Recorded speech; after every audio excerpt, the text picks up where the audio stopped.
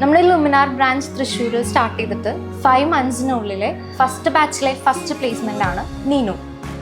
So Neenu ആണ് നമ്മുടെ first ബാച്ചിലെ ഫസ്റ്റ് പ്ലേസ്മെൻറ്റ്. സോ നീനു എങ്ങനെയാണ് ഫീൽ ചെയ്യുന്നത് ആൻഡ് നമ്മുടെ പ്ലേസ്മെൻറ്റ് സപ്പോർട്ടിനെ കുറിച്ചൊക്കെ ഒന്ന് പറയാമോ?